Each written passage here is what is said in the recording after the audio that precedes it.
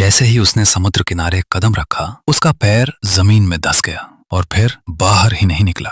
जितना वो छटपटाता उतना ही नीचे धंसता जाता। कुछ ही पलों में उसके हाथ भी उसी रेत में चिपक गए और देखते ही देखते उसका शरीर धीरे धीरे रेत के अंदर गायब होने लगा। ये सब देखकर उसका बॉयफ्रेंड तुरंत उसे बचाने दौड़ा, लेकिन जैसे ही वो रेत पर चढ़ा, कुछ कदम चलते ही गिर पड़ा और अगले ही पल वो भी रेत के अंदर समा गया। बाकी लोग घबराकर कार स्टार्ट करने लगे, लेकिन झटका तब लगा जब पता चला गाड़ी की बैटरी पहले से ही खत्म थी। डरी हुई लिसा ने जैसे ही रेत को छूने की कोशिश की, अचानक रेत के अंदर से सफेद टेंटिकल्स लंबे हाथ जैसे बाहर निकलने लगे, जो तेजी से उसकी तरफ बढ़ रहे थे। तभी ड्रम में फंसा मोटा आदमी भी जाग गया। असल में उसे रात में नशे की हालत में उसमें डाल दिया गया था। वो बाहर निकलने लगा, लेकिन सबने चिल्लाकर उसे रोका, मत हिलो, रेत के नीचे कुछ खतरनाक है। पहले तो उसे लगा सब मजाक कर रहे हैं, लेकिन सबके चेहरे देखकर उसकी भी हालत खराब हो गई। अब सबने फैसला किया कोई भी बेवजह हरकत नहीं करेगा और यहीं खड़े रहकर मदद का इंतजार करेंगे।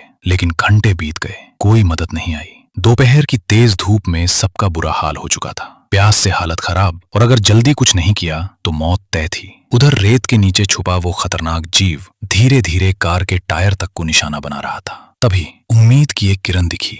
दूर रेत में एक टूटा हुआ अंडे का खोल नजर आया, जिसे उस दैत्य ने नहीं छुआ था। लिसा ने तुरंत एक सॉसेज उठाया और दूर फेंका। अगले ही सेकंड वो टेंटिकल्स उसे निगल गए। फिर उसने और दूर फेंका, वो भी गायब। लेकिन जब उसी अंडे के खोल वाली जगह पर फेंका गया, कुछ नहीं हुआ। अब उन्हें समझ आ गया वही एक सेफ जगह है। बस अगर वो किसी तरह वहां तक पहुंच जाएं तो बच सकते हैं। शॉन ने रिस्क लेने का फैसला किया। उसे लगा ये जीव सिर्फ मांस को ही पकड़ता है। उसने तुरंत एक सर्फबोर्ड फेंका और उस पर कदम रखा, और सच में वो सुरक्षित था। अब वो धीरे धीरे आगे बढ़ने लगा।